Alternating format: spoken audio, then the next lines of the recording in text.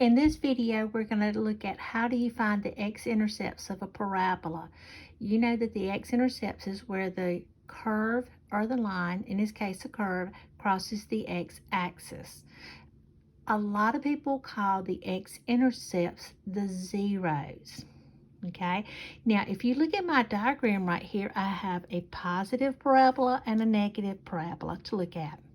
The first thing you notice is I put little x's mark the spot for my x-intercepts.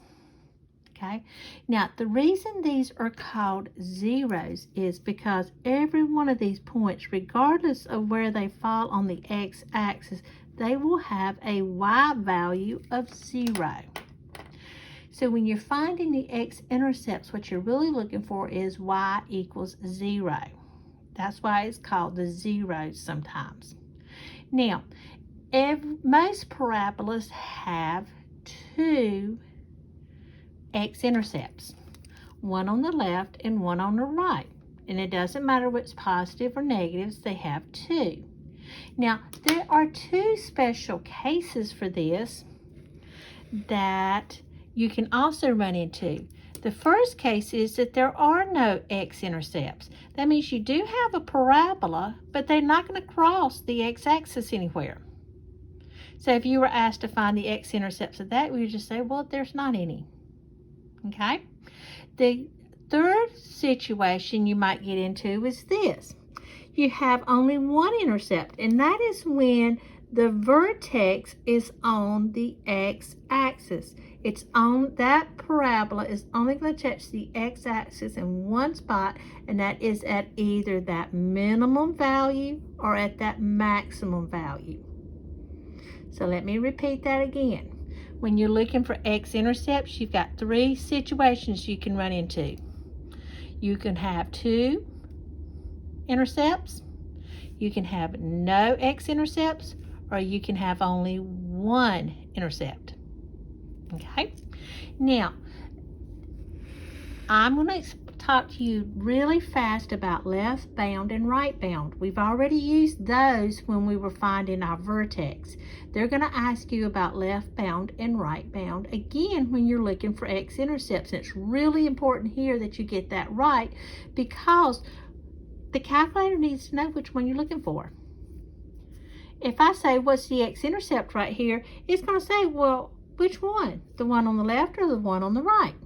So we need to put the bounds or like a little fence around where we want it to look. Now, I want you to think about, as I explain this, how I came up with left bound here and right bound, but on this side it looks like it's the opposite. It's right bound and left bound. Here's a quick, easy way to come up with this. If I start on the left side of the parabola and I trace it, okay, I'm just tracing.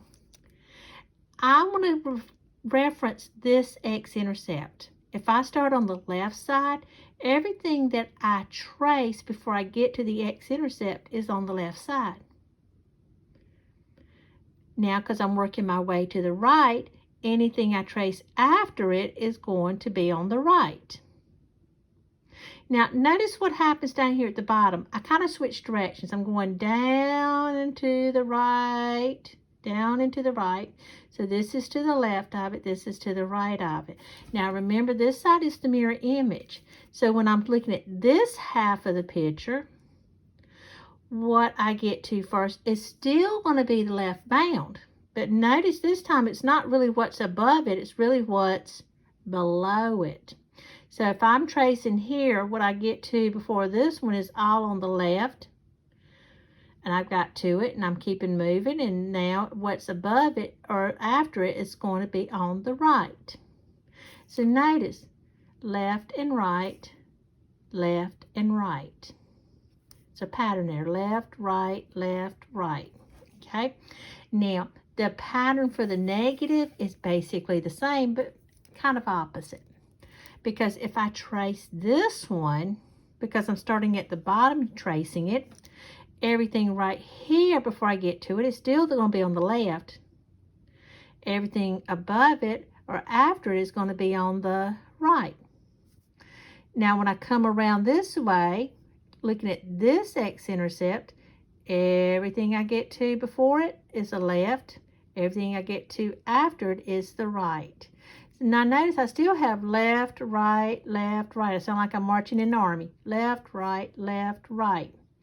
But notice the two together. Left starts up here at the top. On this one, left starts at the bottom. Okay, it's the difference in being positive versus being negative. Now, let's go back to the sheet we have been working with. This sheet right here. And I want us to work through 3 of these together to look at finding the x-intercepts. Okay, so I'm going to flip my paper right here. The first one I want to look at is number 1. And when we find our x-intercepts, we're just going to write them in this last column. So if I go right here to number 1 and I grab my calculator. Now, I've already reset my calculators, but if you haven't, go ahead and reset it. Second memory, 712, and make sure it's clear. Now, we're going to go to y equals, and we're going to type in that number 1 equation, which says x squared minus 10x plus 27. Okay, sorry, whoops, I got a 2 in there. Let me get that out. It's hard to see around everything. All right, so I'm just double checking, make sure I've got it written down correctly. X squared minus 10x plus 27. And now when I press graph, notice what happened.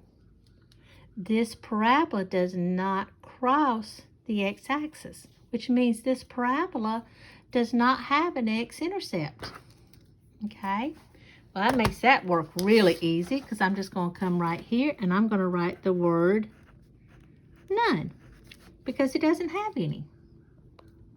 Okay, now the next one I wanted us to work together is number 2.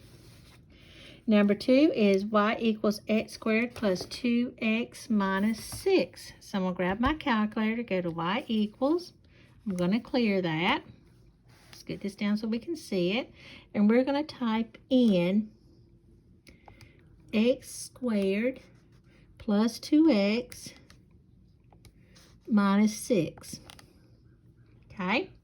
Now, once I've typed it in and double checked to make sure I've got it correct, I'm going to press graph.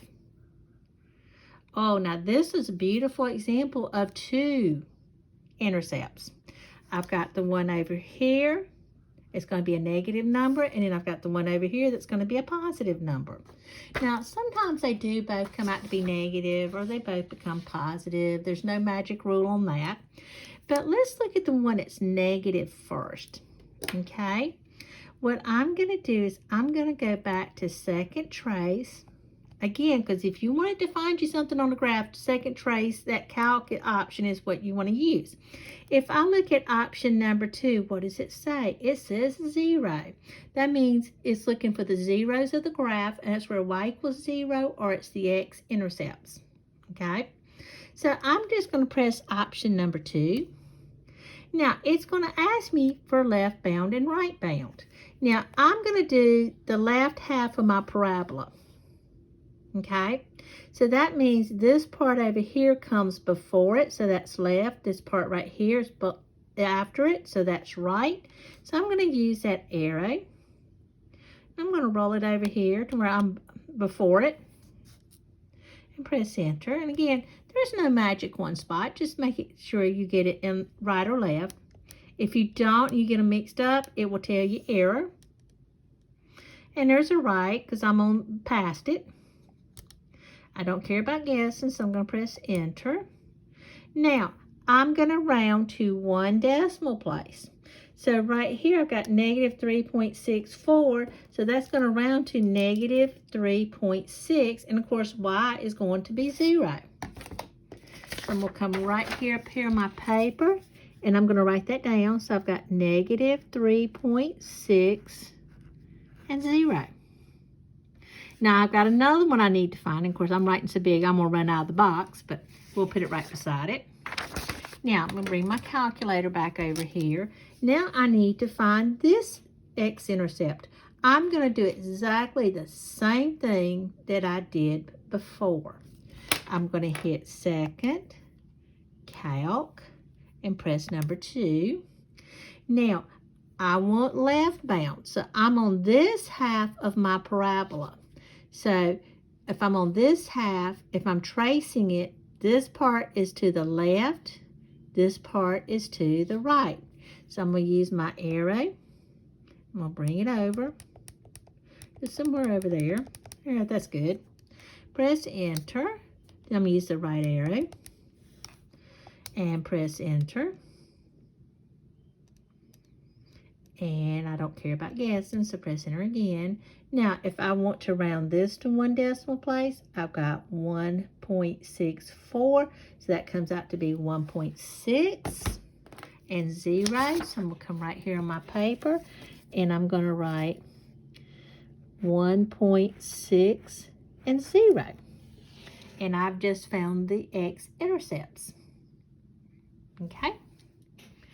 That's the end, and good luck graphing your parabolas.